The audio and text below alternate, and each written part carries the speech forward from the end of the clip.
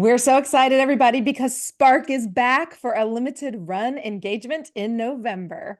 Yeah, we are so excited. We had a great run in July. We heard from a lot of people that they want more. So we are happy to let you know that we've added 3 shows, November 1st, 2nd, and 3rd. The performances will take place in Norwalk, Connecticut at an amazing venue. It's the personal studio and performance venue of an incredible artist named Five Fingers. And the venue is called the Art Monster Studio. We will put the ticket link in our bio as well as on our website, woowoointherealworld.com. You won't want to miss this production, and we hope to see you there. My joy is her joy, is his joy, and our joy to share. We're back again with another episode of Woo Woo in the Real World. Today, we have got the beautiful sparkler Violet Benny on the show with us. Hey, Violet. Hi, Hello. Violet. Welcome, Hello, hello. welcome. Hello. Good to see you, Rocking her Tami. Great to signature see you, Tracy. purple. Yes, Yes, indeed. Yes, indeed. I Doing my love that. I do Well, too. welcome to the show, Violet.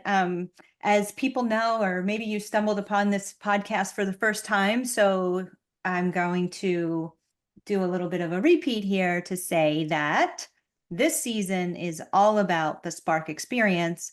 And the Spark Experience is a theatrical immersive production where real women tell their true life stories on stage in front of a live audience about their spark moments in life. And spark moments are these moments that we come up against where our life may have been one way and then something happened and it's completely different. And it could be, a loss, it could be a love, it could be any type of discovery, right?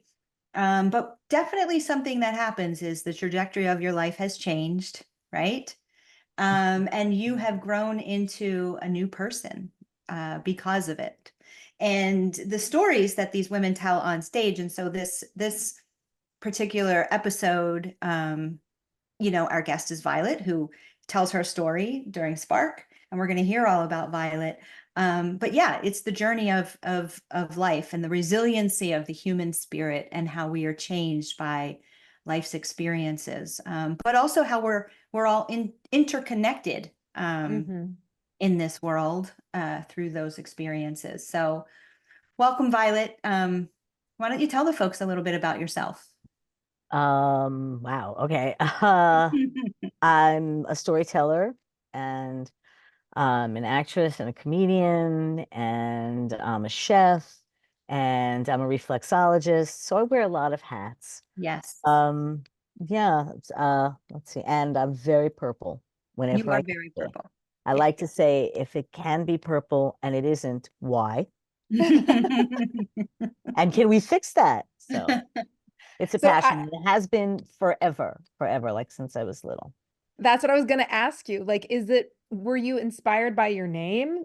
Like, because your name is Violet. So, like, do you love everything to be purple because of your name, or is it a different reason? Well, I don't want to kiss and tell from other people's stories, but much like Luz, I was adopted and didn't necessarily have the greatest relationship with my family. So I started out with one name and then I was adopted and got another name.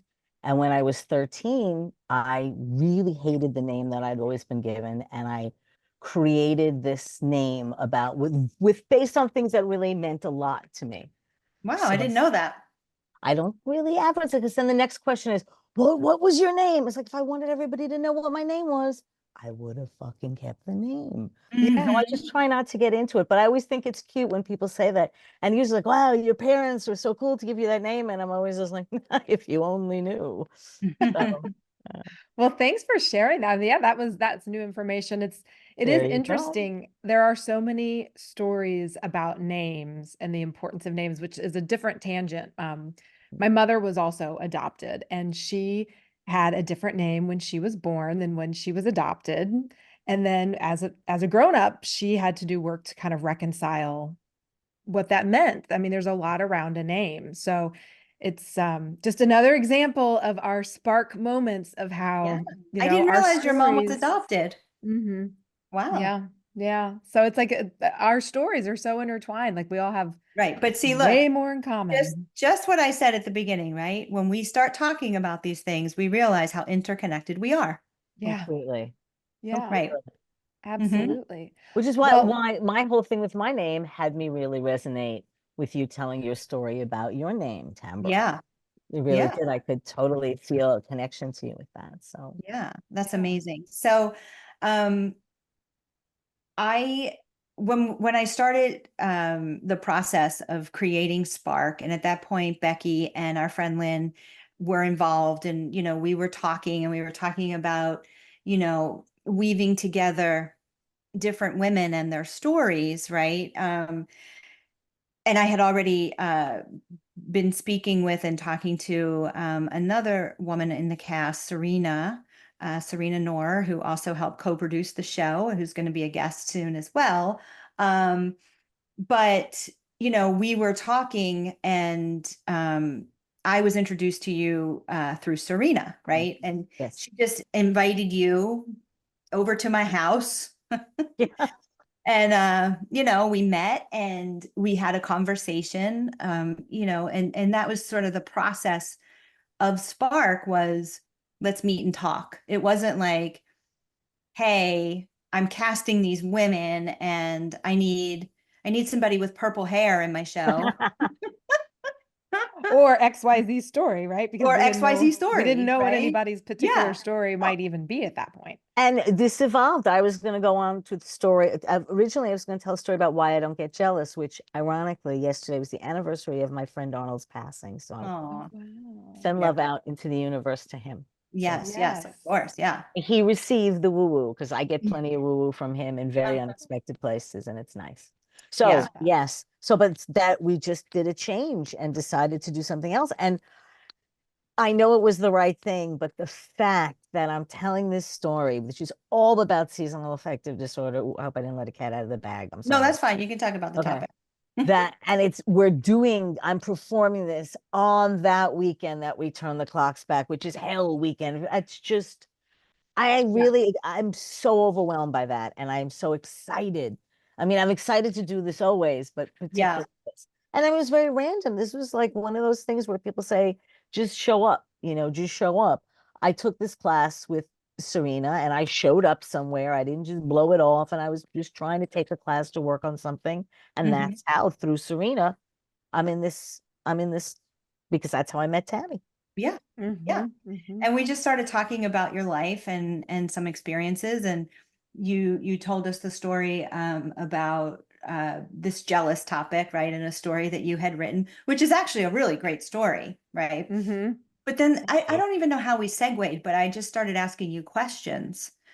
And then you started to talk about seasonal affective disorder and how that affected your life, and that you had been on a little ketamine journey. Right. Yes. Right. And That's how when you said that, I was like, We all were like, wait, what? Tell us more about that. I want to hear about that. I want And to I'm so glad for you guiding me in this direction because it's just the right thing to do at the right time. Yeah. And that Yeah. really is wonderful about it. So why don't you tell people what is seasonal affective disorder? Well, it's a condition where you get very sad, which is the nickname for the disease. Yep. When we turn the clocks back, is when we get very little light. It happens to people in the winter. Right.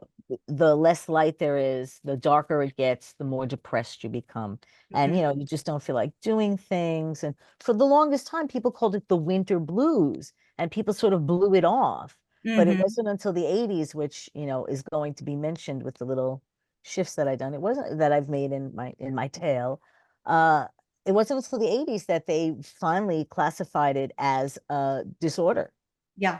as a So, serious problem, and gave it that name. And yeah, you yeah. want to eat too many carbs. I mean, I always want to eat too many carbs, but particularly in the winter, I don't feel like doing anything. As soon as it gets dark, I'm like, oh, I can't do anything now. It's nighttime. I got to go to sleep. It's nighttime. No, honey, it's 5 o'clock. What? No, no, no, no. How can I do things when it's dark outside? It's just horrible. It's not fun. It's not fun. Yeah. Yeah. Yeah. So, but I do want to back up and I do want to talk about what you have revealed is one of your spark moments when you were watching TV, right? So Hmm. and this was in the 80s, right? I think you said? Yeah. Yeah. Yeah. This was, yeah, So either you had, 79 or 80s. It was very late in my high school career that I right, found I went for a long time without, knowing. Yeah. right. So you were experiencing SAD, seasonal Yeah. affective disorder, for a good part of your life, not Yes. really knowing Yeah. what was happening to you. Yeah. And so you were watching TV one night. Hmm. And I had this spark, something. They talked about what this condition was, and that was in the 80s. And it was amazing. I finally felt less alone. I Hmm. had an understanding of what was wrong with me because people didn't treat it with respect. Oh, you're Yeah. lazy. Oh, Right. stop it. Cut it out. Get up. Right. Stop it. Why don't you just go out? Come on, stop. And people just didn't realize. Hmm. Yeah. That's right. Right. And I think it does go to highlight, Brene Brown talks about this a lot, especially with the release of her book Atlas of the Heart, Mhm. about the importance of languaging, the Mhm. importance of putting words to something and That's putting the right. right words to it to accurately describe. There is a validity that happens when you're Interesting. able to put some language around something, and it validates your experience and the experience of others. It also helps other people see into it because we have this common language now about about what you're talking about, and it's not just a feeling you're trying to express, it's actual language. And I think that's one of the beautiful things about Spark the show, is people putting language around these spark moments, these Mm, experiences, mm, and that's really kind of the glue that starts to pull yeah. us all together. Yeah, sure. And we also forget back then, right? It's not like you could rush to your computer and Google what was Right. going on with you, Thank right? you. So Thank you're you. bouncing Exactly. around in the world, you're having these experiences, and unless you didn't see something on a news program, you probably weren't even going to figure out what was happening. A long time, probably. Seriously, Yeah. because eventually it did, once it was established and people did more research on it, it became more popular and you heard more about it. But Yeah. Mhm. really, had I missed that, God knows how long, much longer I would have gone. I never thought about that way, Tammy. Right. Mhm. But Yeah. yeah, yeah, One of the that things was. I'm curious about, because since you brought up the fact that the next running of Spark is going to happen the same weekend that we push the clocks, right? Mm. And that's kind of the trigger moment for you and for SAD and for people who have this seasonal affective disorder. So I'm kind of curious, um, around process and around timing and around the experience of your own experience of putting language around your monologue without giving your monologue away, because we want everybody to come and experience it. But I'm curious for you, what that was like for Mm. you to put your experience with this seasonal affective disorder into language as something that you were going to share with people. How was that process for you? Uh, like all creation, of anything, there's some difficult moments and some obstacles to overcome. But as artists, we know when you have that feeling, when you've accomplished it, when you've created something, when you've taken what you're feeling and have been able to give it life and share it with others, it's wonderful. So, and that is a big part of it for me about this, being able to be a voice for this, to be Mhm. another person talking about it. You Mhm. know, now and in a different way, with someone who's giving a history of what it's like to have gone through this and not really know for a long time. I'll never forget the only time it ever was really physical. I mean, and I wanted to put this in the story, but there was no way to do it. When I was 14, I believe, and Elton John, I have to check the dates on when I used to know this kind of stuff when I was younger. After the 90s and music turned to shit, I'm not as good as I used to be. I'm not as good as I used to be. I used to be able to tell you, oh, that was on the radio. It was June of 1974. Piece of cake. I would know. No, don't know anymore. I was X years old. Don't know anymore now. But when I think it was around 14, when Elton John was "Don't Let the Sun Go Down on Me." Mm-hmm. Oh, and I remember, I can tell you now, I'm seeing it looking out the kitchen window of the house I grew up on Long Island, and just feeling physically, just being brought down inside in my core, being brought down. And it was horrible. And Mm-hmm. no one understood it. And I didn't even understand it until years later when, Right. there I had a spark. Absolutely. Something Mm-hmm. changed my life and changed the path of my life and changed my understanding of myself. Yeah. So, Violet, what was little Violet like at the age of 5? Ooh, I like it 5. Um, Precocious, addicted to TV as far back as the easily. Always Mm-hmm. wanted to be on TV. It was the greatest thing. Mm-hmm. Um, kind of like Luz in a sense. Again, it got to a point I had a brother arrive when I was 5, right? 6, when I was almost 6, almost 6. Mm-hmm. And that changed a lot of things in the house and the dynamic. 5, my family had moved and that was traumatic and that wasn't a good thing. So, Mm-hmm. yeah. Mm-hmm. So I watched a lot of television, loved the Stones, man, big on the Flintstones. Let's see. Was how no, no. Mod Squad. I want to talk about Mod Squad. Can we talk about Mod Squad? We could talk Sure. about Mod Squad. Oh, I idolized the late Peggy Lipton.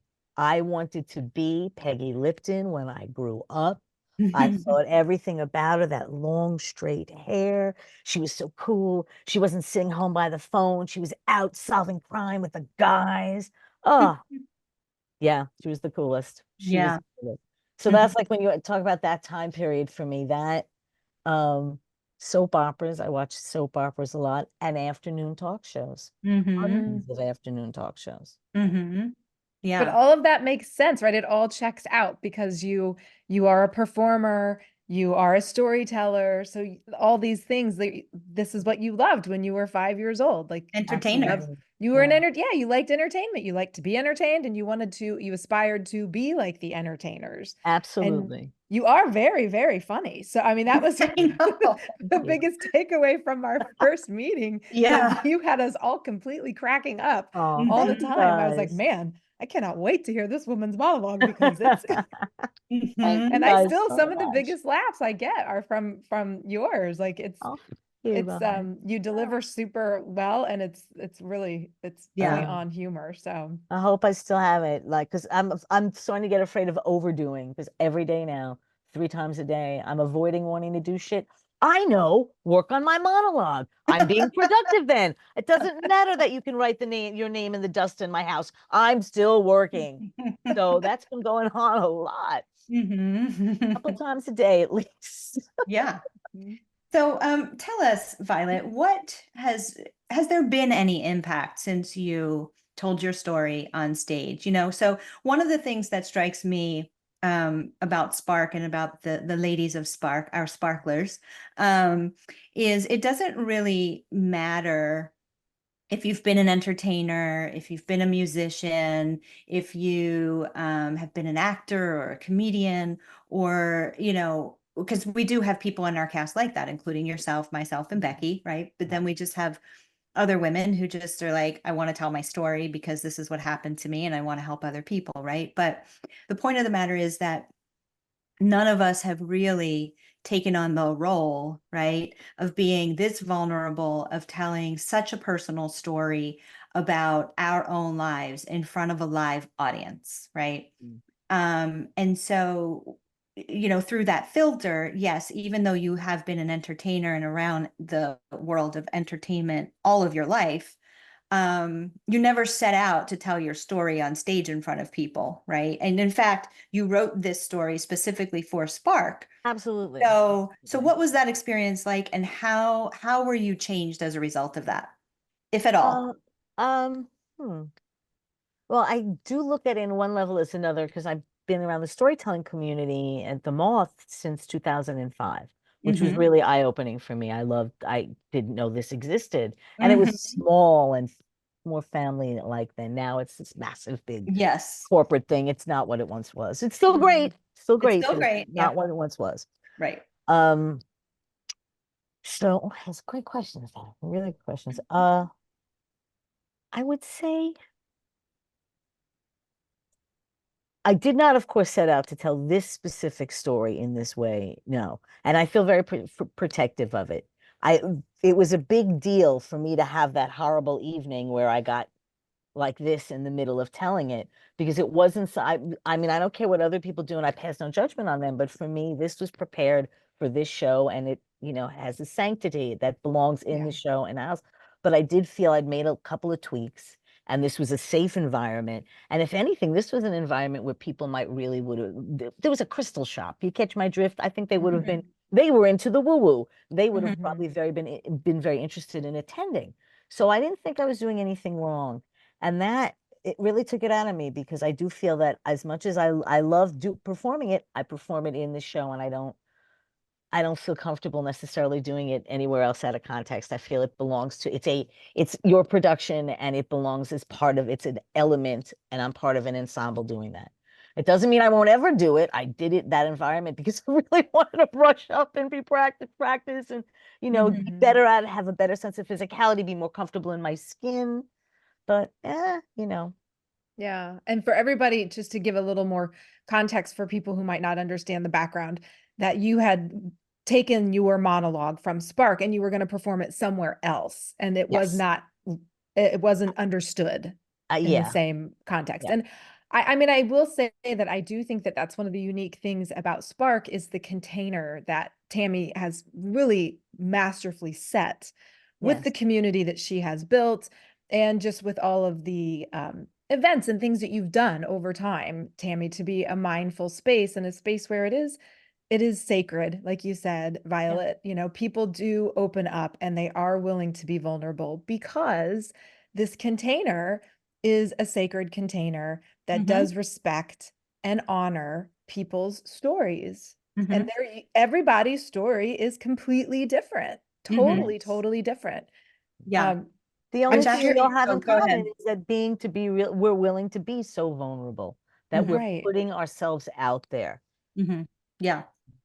Becky, did you want to say something? Because I wanted to just say a little thing No, that go on, go ahead. popped up when you reminded me of something actually.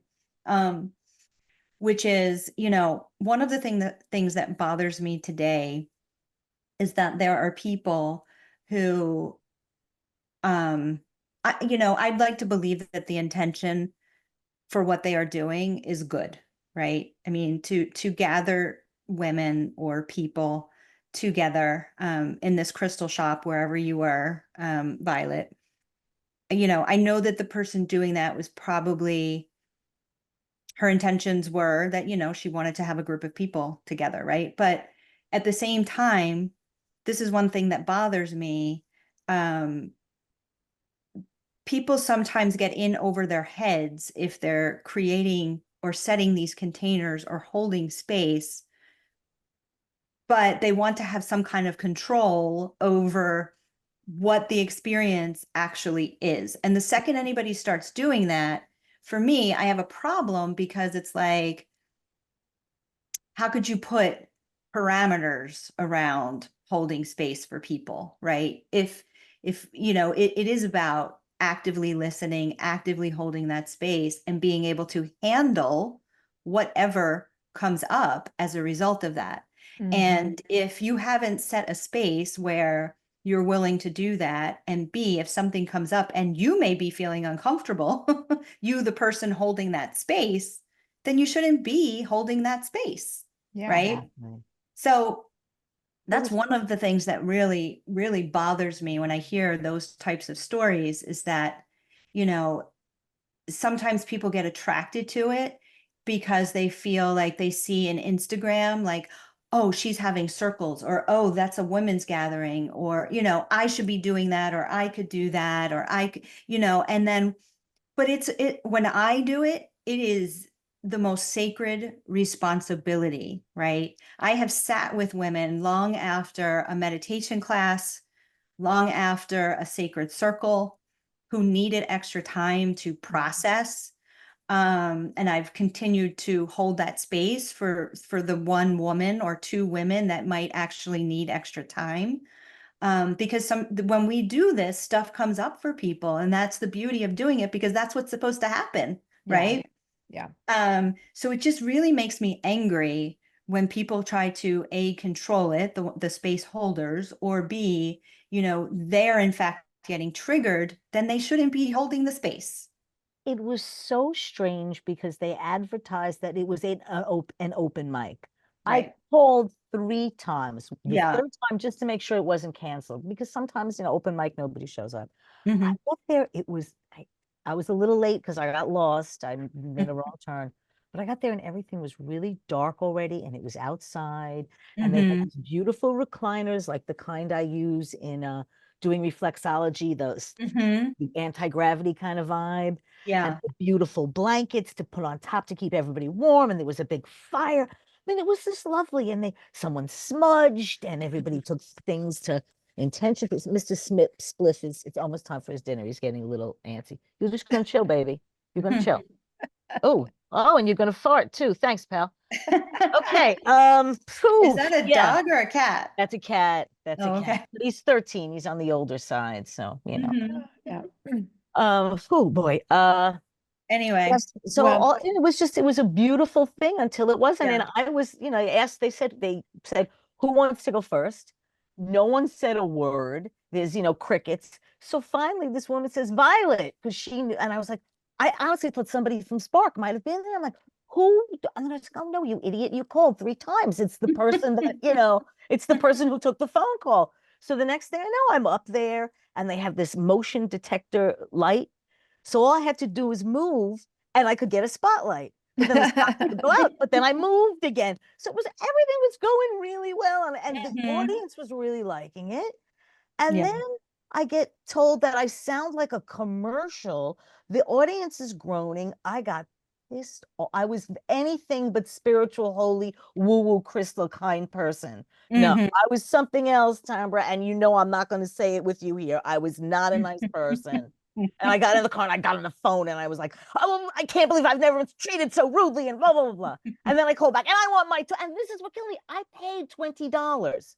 I had right, to pay perform. to Yeah. play. Okay. Yeah. And Yeah. then to be cut off, you should have given me my $20 back. Well, to Tammy's point about not you have to let go of the outcome. You can't control what people's experiences are. And that you have to let it be what it's going to be for people to receive. I'm curious, kind of going back to Spark and our experience with how the show ran in July. I'm curious what your experience was with how your story was received and how um, did you get feedback from people? Like, what was the I had a feedback? couple of And friends come that did it were matter to you to get feedback on it? Like, I how was was just that? happy people. To me, the feedback was that they showed up. That's to me, especially with, as you know, from what I discuss about time evaporating on us.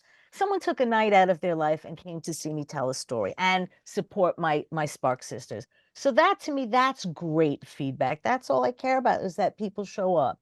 It Mhm. means a lot. I'm trying to think. No, I'm very excited. Sunday, we're meeting this Sunday, correct? Yes. Okay, no, I just want, because there's the schedule that I filled out. Yeah, yeah, yeah. That's it. I won't know, because I really want to get these flyers in the mail. There are a lot of people who couldn't make it last time who are now like they're closer to this. There's a couple of special people I really want to invite and Right. see Well, if they you better make get it. those butts in those seats, people. Oh, we're gonna make it happen, honey. We're gonna make it happen. I'm gonna full press. It's a little bit more difficult for me to put stuff up here. Do you know anyone in that area or in the surrounding towns to do that? I Yeah, mean, yeah, how yeah. can We'll you we'll get? chat about that. We'll chat Yeah, about that. But yeah. right I now, get all I into just that want stuff. to So I focus. get so into that. Yeah. I know, I know. But right now, I just want to focus in on a little bit more on what life is like for you now with SAD, right? You tell and we're not going to give the whole thing away, but I think it's important to mention how the most unlikely, help me out here, the most unlikely path maybe to helping you was actually ketamine, Hmm. right? Yes. So how has that helped you with handling, knowing that November 6th is coming up, no, sorry, November 3rd is coming up, and the clocks go back, Yes. right?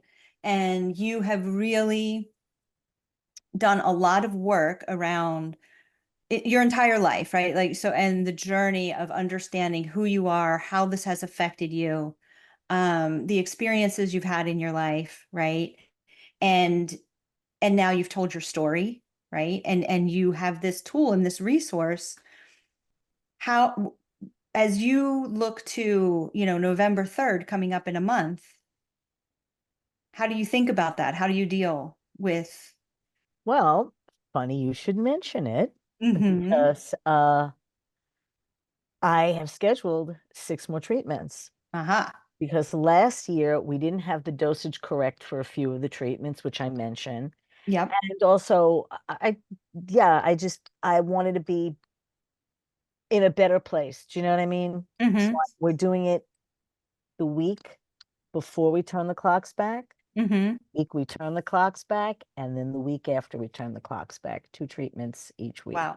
So for anybody listening who doesn't know what ketamine is, do you want to just fill them in on Sure, it's what a it it's is? a psychedelic, and it's in the news a lot lately because people play with it. Basically it is a horse tranquilizer.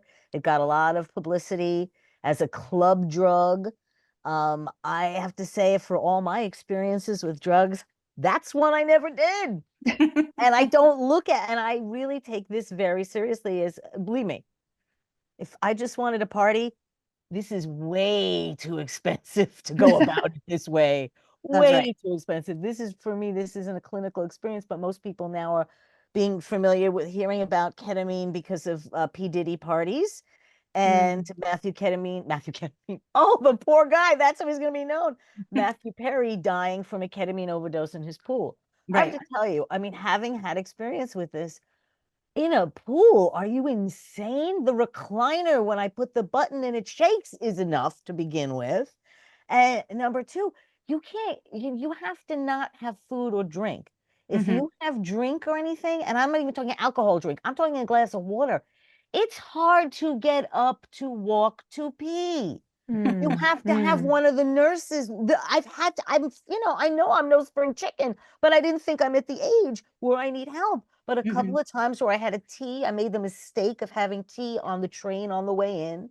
I peed every 5 seconds before they started the treatment. Then in the middle of the treatment, I felt, oh, I gotta pee, I gotta pee, I gotta pee, I gotta pee. Mm-hmm. I got up. I couldn't walk by myself to the bathroom. mhm, Mm-hmm. And I have heard from certain people, I have never done it yet. I just simply don't drink. But there are people there who've told me that there are people who come in and wear Depends because they just can't, and you really can't just hop up and do something. So I don't Right. understand how people take this club drug and go dancing. Right. It's beyond me. It's Right. beyond me. But Right. that's how people would know of it these days. mm. It's getting a bad rap, but it goes back as an anesthetic for many, many, many, many years. Mm-hmm. And that's, But in the clinical setting where your experience for treating your seasonal affective disorder is that you go in a clinical setting, right? yes, completely, Mm-hmm. And how completely. long does that last? 90 minutes, 90. Mm-hmm. Yeah. And when you leave there, what is that like? Are you It's able a little to floaty. It is a hop little on floaty. the Like I couldn't hop into a subway car. or? No, I walk to Okay. the Grand Central Station, Mm-hmm. and then I go to, if depending on how thirsty I am, 'cause, I will usually go to Juice Press and get a nice big green goddess drink, Mm-hmm. yummy smoothie, and then I just ride the train home, and it's very, very, very mellow. And Mm-hmm. then yeah, and that's it. But I don't, I was, I should do something when I get home. And it's like, you're not doing shit. Who are you kidding? You're gonna Yeah. get home. It's gonna take everything to feed the cat and go to bed. And. Mm-hmm. So Yeah. yeah. It's I that's like I said, that also I have done intravenously. I don't know what people in the party world, I don't know how never did it that way. So I don't know. I can't speak to that and say, well, you know, they're only doing half a percentage of what I have no idea, you know. Yeah. Yeah. Well, the point of the matter is, I just wanted to share that it is a really touching, moving, but also funny story that you tell. Thank you very much. Thank And you. the path to your ketamine journey and beyond. Yeah. So have there been any I guess spark moments for you in terms of people that now know your story, and have people like reached out to you and said like, hey, can you tell me a little bit more about, ketamine and how it's helped you? Actually, yeah, I have had, I'm trying to think who, yeah, not from, unfortunately, not from sport, but I had a friend who I told I was doing this, and I mentioned that I was Yeah. telling the story about it. And Mm-hmm. they asked me, oh, wow, what is that like? And what do you, Mm-hmm. what, because it's for all kinds of depression. Truth be told, and I was debating putting this in or not, I'm not sure. The news story that I heard about people using ketamine for to treat depression, it's specifically for, they've been using it for treatment-resistant depression. So these Yeah. people have That's already right. been through the ringer with SSRIs, which I refused to take. That was just I chose to spend decades suffering because I Mhm. You didn't didn't want to feel do that. Yeah. didn't want to Yeah. Yeah. go on those drugs. I Yeah. still don't want to go on those drugs. Right. So, So and I I also might just treat want to say, myself. if anybody out there is, struggling, or this feels like it's something that you're curious about, definitely speak to a mental health practitioner or your doctor. Get the information, do your research. Ketamine is not for everyone, right? But absolutely, there are many people that it does help. Um, so I just wanted to put that out there. And I want to Yeah. elaborate on that because I'm really Yes. glad you pointed that out. There's a really funny story that I couldn't put in because it was too long. Hmm. But, there's a lot of these ketamine clinics that are popping up left and right. That's You right. do need to do your research because Hmm. there are some people who are just in it for a buck. That's And right. Mm. if I got the time, I'm going to tell this little story that didn't make it into my story. You don't fuck with my Saturdays, okay? You just don't do it. Don't do it, please. I go to Hmm. my farmers markets. That's very important to me. But I can't continue with the seasonal depression. So I make the decision that I'm going to try this. I hear about this ketamine thing and I hear about this clinic advertising on the radio station that I listen to. So I call them up Hmm. and they say they'll schedule an intake. And of course, they schedule the intake on my Saturday. But Hmm. hey, this is so important to me. I'm going to do it. And the intake is over the phone. So maybe I can catch my what I'm doing. And it's early. It's like, but like right in the middle of when I like to get out of the house. I like to get to the markets early, get it over and done with. Hmm. So this was about 8:30, 9 o'clock ish, probably close to 9 that I have this scheduled, but okay, I'm going to do it. And this is important to me. Now, this woman I talked to, this is her job. It is Mm. her job to do intake. I can tell from the second she picks up the phone, she wants to be doing anything but this intake. She He does wants to not go to want the to be farmer's working market on a, too, probably. yeah, I clearly must have, I was fucking with her exactly, clearly. She does not want to be on the phone. And she was the most unprofessional intake I've ever heard in my life. I mean, instead of saying something, ma'am, miss, whatever you want to call me, oh, lady, even no, ma'am, could I have your date of birth? No. How old are you? Swear to God, someone, how old? And finally, and just that was the nature of the whole intake. It just seemed so unprofessional. So finally, towards the end, I just said, "I'm sorry, but how old are you?" Because I couldn't figure. I was like trying to figure out how she was so unprofessional. I'm trying to figure out how does she have this job? What is this? Is Yeah. she like the daughter of the person who owns the clinic, and she's 18, and this is her first job, so she has zero people skills, which she's demonstrating. Is she, what's going on here? So I don't know what was worse, if she was lying to me or telling me the truth. Because she says to me, I'm 39. And all I could think about is, how can you be this unprofessional? Is she lying to? I don't know which is worse. If she's lying to me that she's 39, or if she actually is 39 and she sucks. So I get off the phone with her, and I'm have a lot of issues and insecurities that have to do with childhood and shit like that. And I grew up in a house where MD stood for medical deity. That was the whole thing with my mother. She worshiped doctors. So I'm like, but I do feel like, oh, they're smarter than me and they know more. And finally, I'm just like, you know what? No, kiddo, they're not smarter than you. You know what? This isn't the only ketamine place in town. go, I was gonna say go to a phone book. I date myself. Go to the internet, find someplace else. Just because they advertise on the radio, they're not the only game. And I Mhm. made a decision that I'm not calling them back and I'm gonna find someplace else. And I was like, damn, this ketamine's working already. I feel great. That is so funny. I That's a couldn't put good it. It's too story. long to put in. But Well, Yeah. now I honestly, think that was that's my also a first. good way to, oh, sorry, go ahead. No, but No, I I was gonna, it's too long to put. Oh, I'm sorry. You go ahead. no, you were gonna put it in, but I was going to put it in, but it was too long. But to speak to what you're saying, Tammy, there are a lot of people out there doing this now. So you do need to do some research Mhm. because, there was no way in hell I was going to let anybody put chemicals in my brain that would hire a moron like that woman. That's Just right. wasn't going to happen. Yeah. Yeah. yeah, Did you have not, to feel did not confident. set a good tone for you, Violet. Yeah. Right.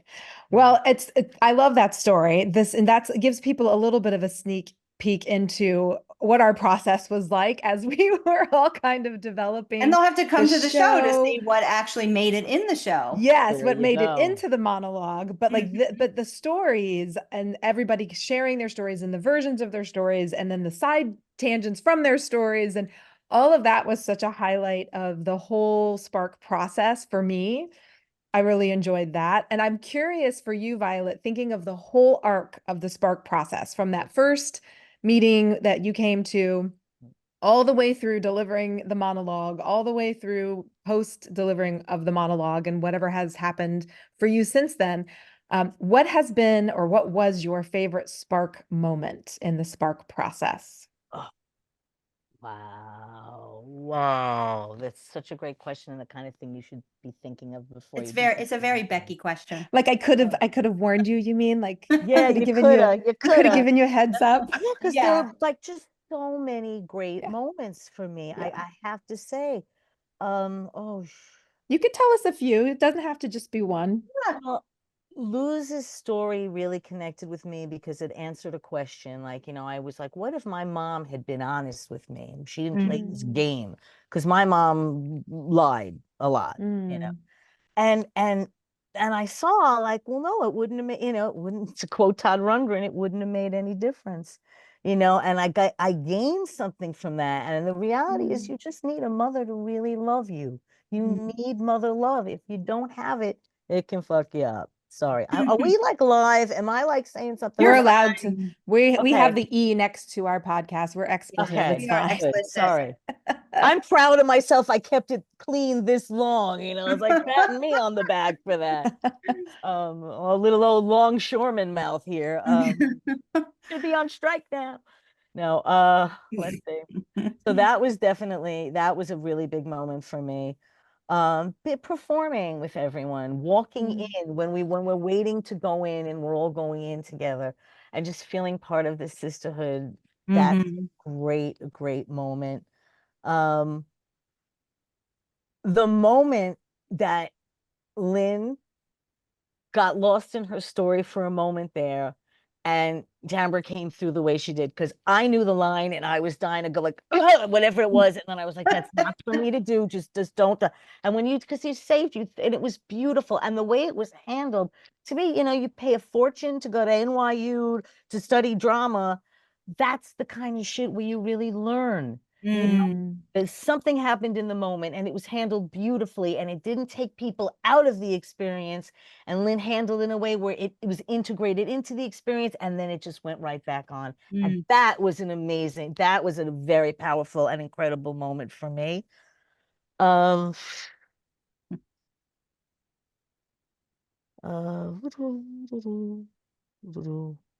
Well, while you're thinking, I'll add on that the processional in, I'm a big fan of that too. Yeah, that's I a love big. your drumming. And Well, that's my for friend who me, came like, from Rhode Island made a point of telling, I meant to tell you that she said she really loved your drumming, that she loved oh, she really did. Yeah, thank you. it's such a great texture to the show to have that. Yeah, and it is a moment like that like setting the space for everyone and getting that drum going and really punctuating like That's right. something special is starting. something special is starting. And that's how it felt. And it felt like we were marking that moment. And I really enjoyed that. That was a highlight as well. I'm glad you brought that up. So And, many Well, good Violet, moments. Thank- moments in the back, moments in the backstage. Oh, yeah. Hanging with my Sparks sisters, Yeah. Yeah. club soda, and getting ready to do our show. You know? Yeah. So I'm Yeah. becoming very, very hipster pretentious right now because, you know, we're at the Monster Art Studio or Art Art Monster. Monster. We're at the Art Monster Studio, and, you know, so we're Yes. not obviously doing a show, we're doing a performance art piece, Yes. you know, in Yeah. a gallery, in a performance art and gallery space. Mm-hmm. It's a very rough space though, in terms of industrial feeling, which is cool. And also we interviewed Five for the podcast, and you know, he really talks about, you know, the backstory to the studio, which is great. So you're gonna have to check that out when it's Oh, live. definitely. Definitely. Yeah. The space is it's a raw space. And so it's kind of like a perfect physical representation of the raw stories that are going to be, it's Oh, all nice. really like, it's like another texture is getting added to That's the right. show. So Yeah. I can't wait to experience it in that space. I think it's going to be different than it was at Bethany, which was a beautiful, amazing experience. But Yeah. this is going to just take a different, it's going to have a different feel. Yep. We have a riser stage, right? A riser. We have a little stage? riser, yes. Yeah. Okay, and Yeah, people are sitting in chairs. Yes. Yep. It's theater, you know, and that's the match. It's theater. We're there. You know, Exactly. it's different, but it's not that different. So That's right. it's gonna be great. And It's I going to love be the awesome. idea. I wish there was almost more time. It would have been great to, I don't know, maybe tease Monique into doing some really cool artwork, and we all could have like helped with the painting and have that kind of going on in the background. But next time we play there. Yeah. Hey, there's always room for expansion, right? Of But we hope that course. everybody will come out to Spark November 1st, 2nd, and 3rd to hear Violet's monologue, which is Mhm. about SAD and her experience going through ketamine and the lessons that she learned, which I'm here to tell you are really very insightful. So thank you for sharing those, and thank you for putting yourself out there to everyone who comes to Spark to see it. It is an amazing monologue, as are all of the other performers. And I hope that you'll come out and see Violet and everybody else. 1, 2, 3, November 1, 2, 3. Yes. Violet, thank you for being on the show. Thank you Yes, so much for Violet. inviting me to do this. This is my very first time doing a podcast. I hope I gave you plenty to work with and that it Amazing. worked out okay. Thank So you good. guys. This was really fun. And Thank you. Cheers. see you Sunday. See ya. See ya.